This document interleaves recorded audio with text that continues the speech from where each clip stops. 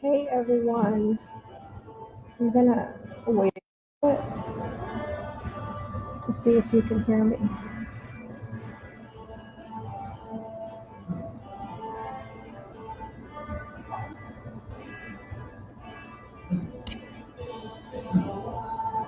Good afternoon, LEC community. Thank you so much for joining us for our Community Platica of the week. Um, Let me know if you can't hear me because I know last week my headphones had issues and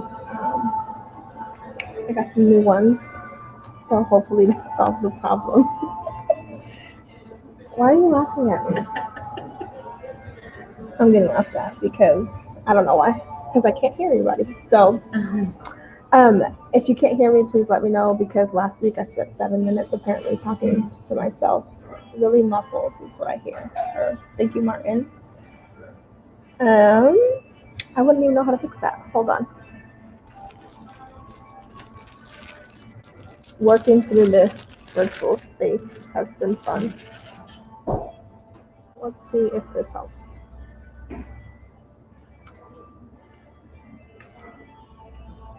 Okay, Martin, let me know if this helps.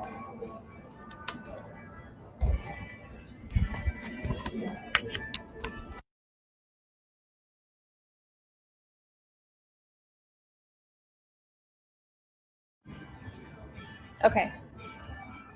I'm trying now with the aux cord. Does that sound better? Or can you hear me at all now? Yay. Thank you, Martin, so much for letting me know and being my tech person from afar. This virtual space has definitely been an adjustment. Edgar and I, invested in some headphones yesterday and some other equipment to just be better in this virtual space. So, yeah, fun stuff. I hope you're having a good afternoon. I know it's supposed to rain today. We haven't gotten any of that here in Kansas City yet, but definitely the humidity is here, as you can probably see from my fuzzy hair. But thank you for joining us for our Platica this week.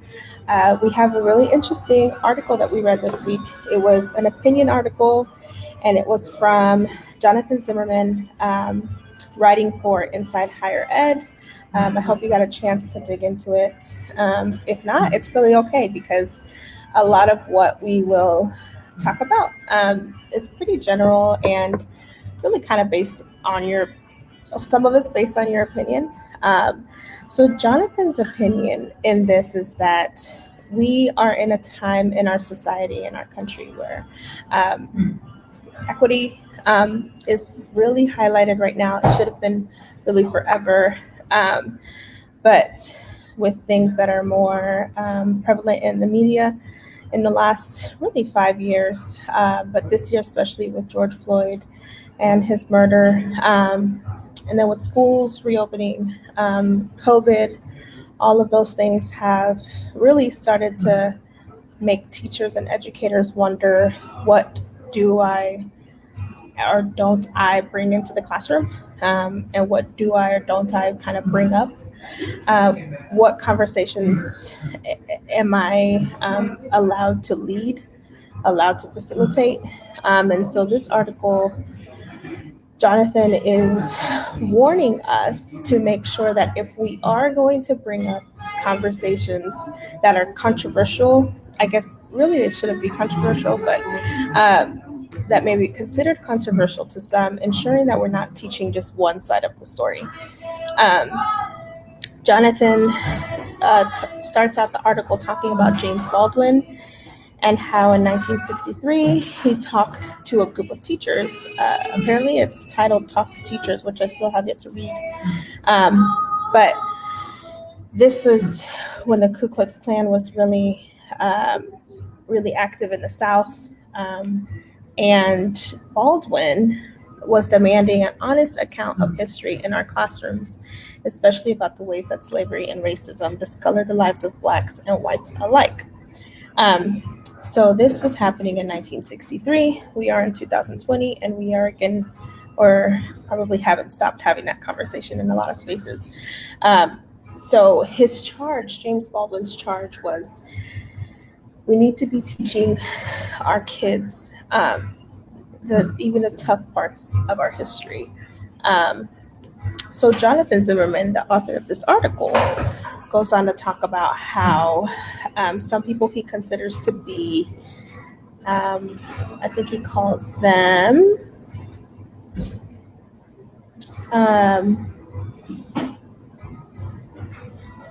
he doesn't call them radical, but he's talking about like the spectrum of Black people that have come out to talk about what's going on with George Floyd and racial inequity in schools, particularly. So Ibram Kendi, Ijeoma Olowu, and Ta-Nehisi Coates being on one side of the spectrum of this more extremist, he says, like the autobiography of Malcolm X and Baldwin's own The Fire Next Time. Yes, hi Naomi.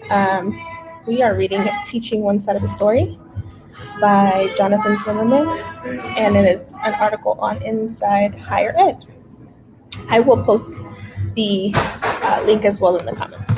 So Jonathan Zimmerman talks about how there's kind of this spectrum of people who are, sorry, hold on really quick so I can pull that up.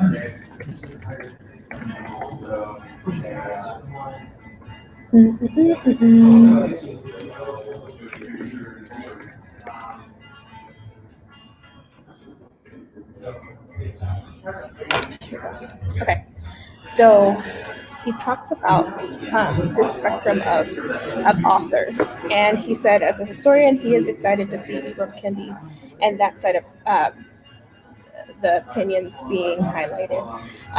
But he said, I also want them to be combined with works by other African American authors like John McWhorter and Thomas Chatterton Williams, who take a different stance. Acknowledging the awful history that Baldwin describes, they nevertheless question the idea that racism is both a defining and delimiting feature of the contemporary United States. So Jonathan Zimmerman, the person who wrote this article, is like, okay, if we're going to show the Ibram Kendi version of the story, let's call it for now, because it's the title, then we also have to show the side of the story that doesn't blame racism for the delimiting feature of the contemporary United States. I agree in that when we are approaching topics with our students, especially topics that students have access to in a lot of different ways on social media and in other forms of media and in their families, we need to be respectful of every place that they come from, every place that their families come from, because every person's experience and life experience is different. But when I was doing this Platica on IG Live on Tuesday, my Surge sister, Ashley Marie, was like, well, hold on. But there's no such thing as imposing the truth onto people, meaning, when there's truth to be told, that's not me imposing anything, that's me just presenting that information. And so, for example, meaning things like police brutality and how Black Americans are more likely to be in violent encounters with law enforcement, Black and Latinx people being more likely to be incarcerated, and then also for longer periods of times for the same crimes as their white counterparts. And so some of those truths are there, and yes, they are uncomfortable for some of us. I understand Jonathan Zimmerman's sentiments, and just goes back to intent versus impact, though, because I think for me, as a teacher, it was important to make sure that I left space for every voice to be heard. So the example I gave on IG Live,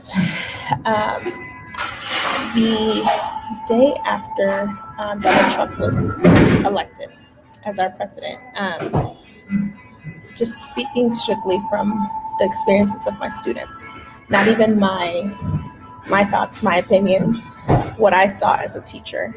The next day, I had people standing in line for my class that were crying that were visibly distracted. I had probably 3 kiddos crying in my line.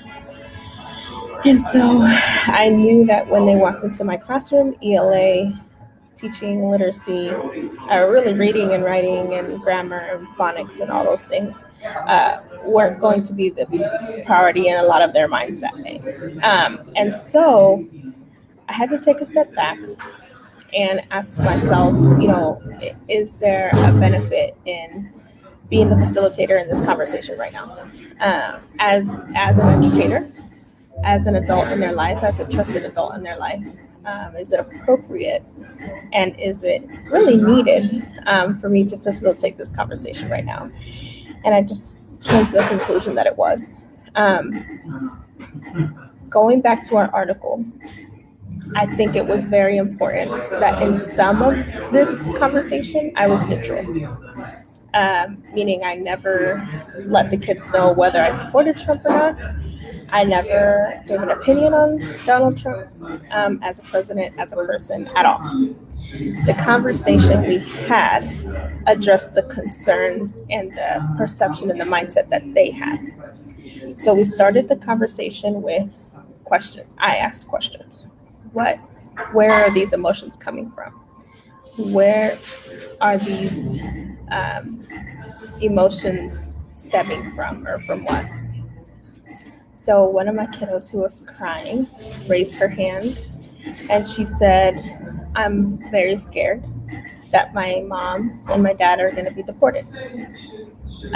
Because a lot of what was seen in the media, in the campaigns, was this argument about immigration and undocumented workers and things like that. And so I think our kids had picked up on some of that, and perhaps some of our families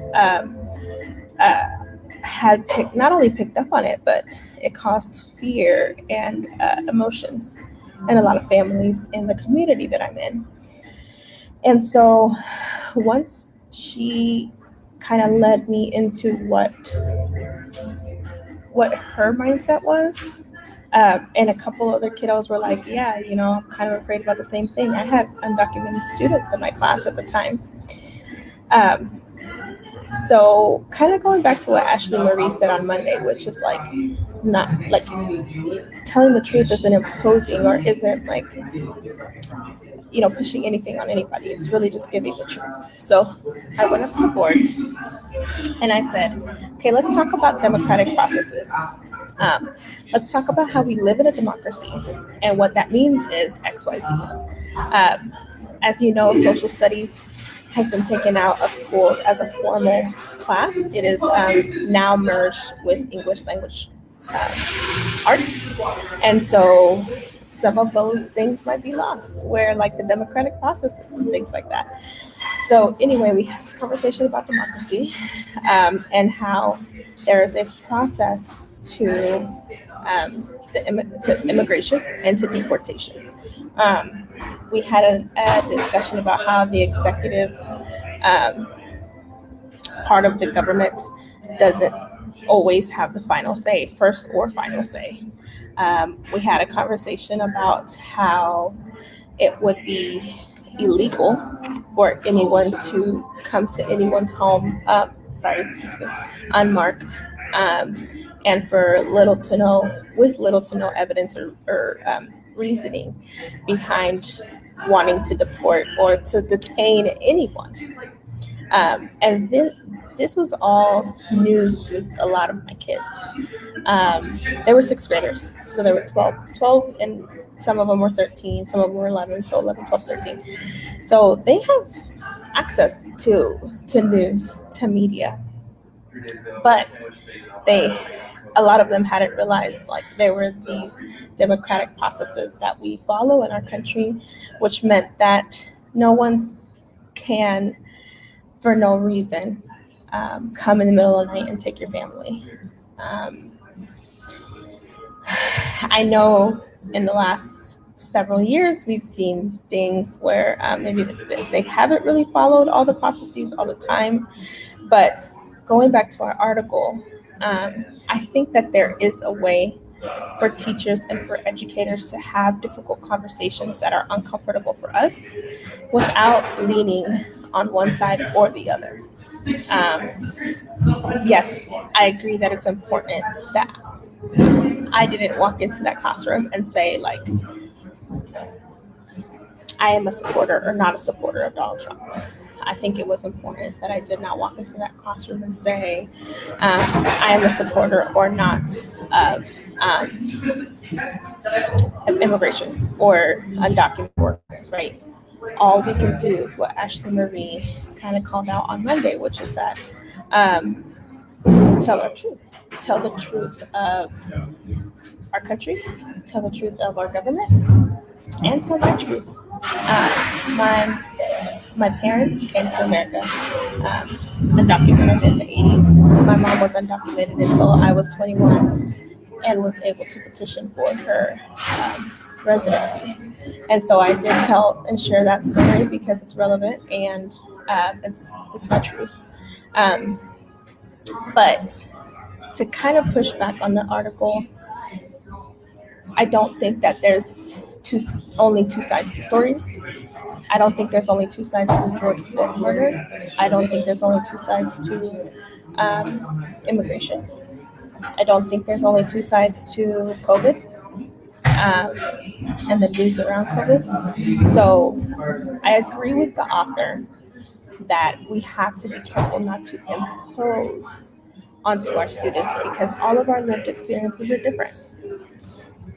For example, I am a married woman. I have privileges as a married woman that perhaps others don't. I am a light-skinned Latina. I perhaps have some privileges that people of a darker skin don't have. I am a documented American citizen. I have privileges that undocumented people do not have. And so I can't impose any of what I think on anybody, especially my kids, my students.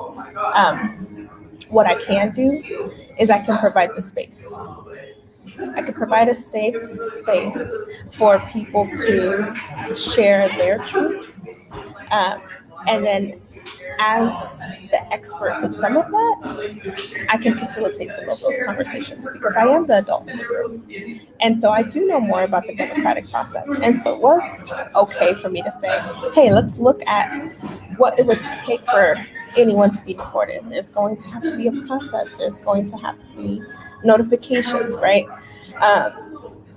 So the part of the article or of Jonathan Zimmerman's opinion that I disagree with is that there are only two sides. That's number one. Number two, I think some part of the article just feels like it would maybe discourage me from having these conversations at all in a classroom. He mentions, socialism and then he says that despite all of the rhetoric about hard work and courageous conversations, we seem to be gearing up for a spate of single-minded indoctrination around race. I find Kendi's own recommended reading list a case in point, as it pretty much studiously avoids any author whose assumptions break fundamentally from his. Introducing the list, Kendi wrote that we need to read books that are difficult or unorthodox, that don't go down easy, but a truly difficult approach would require us to grapple with different ideas about race instead of inscribing a new orthodoxy about it. Like, I agree that a difficult approach would require us to grapple about different ideas. But as Ashley Marie said on Monday, there's a truth to the conversation about race. There's a side of truth. Like I said earlier, the disparities amongst our white Americans and our Black Americans and the judicial system, interactions with law enforcement, reading and literacy levels in schools. So some of that those disparities are true. And I think we need to sit in that We need to sit in that uncomfortability ourselves. For our students, it's about starting those conversations and being prepared to facilitate those conversations. If we're going to have a conversation, which I've had with students about the school to prison pipeline, being prepared to explain to students that the word Black isn't racist, which I had to do. I really don't remember why we were talking to the school about the school to prison pipeline. It's probably my first couple years of teaching, and I said something along the lines of Black students are more likely to be suspended from school. And one of my white students said, actually, several of them gasped. And I thought we gasped because of the statistic. I was like, yeah, I'm upset too, or I'm shocked too. But then one of the white students said, you said Black. And I was like, yeah, I did. Black students are more likely to be suspended. That's racist. I think I was Miss Zeta back then. That's racist, Miss Zeta. And I said, yeah, it is. It's a racist. It's based on a racist system. He's like, no, you're racist. And I was like, well, let's unpack that, And we, as a class, had a conversation, and it came down to the fact that I had used the word Black. So providing the space of why does that feel like a bad word to you and to us? Why does it feel like a bad word to society? Where have you gotten that? Maybe it's not from society, where have you gotten those ideas? And if that's not comfortable to share, let's talk about why that might feel badly to one of our Black friends, one of our Black students, one of our Black peers, to have negative connotations behind part of their identity. Providing that safe space. One more example I'll give. I had an experience, I think it was 2 years ago, with 3 little girls. And they were passing a note in my class, which they shouldn't have been, but they were passing a note in my class. And it was a Black girl and 2 of my girls from Burma. And they were having like this really like simple conversation. And one of my Burmese girls, which is Myanmar now, but it was Burma when they were refugees from there. And so one of my Burmese girls started the conversation. No, my Black girl, my Black student, started the conversation and said, "Hey, ladies," or "Hey," or something like that. And then one of the Burmese girls said, "What's up, my N-word?" like in writing, and passed it back. And the Black girl wrote on there like, "Who are you calling an N-word?" And the Burmese girls wrote back, "You," or something. And the Black girl wrote back, like, "Don't do that. Don't call me that." And the Burmese girl said, "Why?" So it just kind of went back and forth like that. It came down to that my Black student came to me and handed me the note and said, "Hey, this like really hurt my feelings. This is something that you can help me talk to them about." So this was in the middle of a class that she brought me this note, and I said, "Do you feel safe and okay to save this conversation until recess?" And she said, "Yeah." So her and my 2 Burmese girls that were part of the conversation, all 3 of the girls are brought to my classroom during recess, and like in a very non-scolding way, because from the connotations of the note, it sounded like their use of the N-word was in a fraternizing way. They were confused about why my Black student was upset. So I sat down and I let my Black student talk about how she felt. I told my Burmese girls and my Black student that like I couldn't provide my experience to the situation because I'm not a Black person. So I gave my Black student the space to just share her feelings for it. Then I asked my Burmese student who wrote it, I said, what was your intention behind the word? She had confirmed that it was, I hear my brothers say it, I hear people in my neighborhood say it, like as a way to say my friend. And so we said, okay. I asked my Black student, do you understand the intent there? And she said, yeah, I hear it too. But my mom doesn't play that. My mom and my siblings don't play that, and we don't use the N word, and we don't like people calling us the N word. And so I asked my Burmese girls, is that something that we can understand? Yes.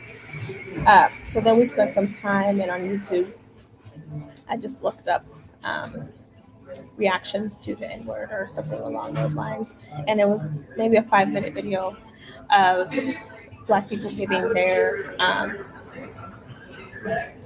like a narrative around how it feels to be called the N-word. It was actually like the first time they had gotten called the N-word. Some of them said, I remember I was 5, I remember I was 8, I remember I was leaving, the grocery store, I was in the car with my mom.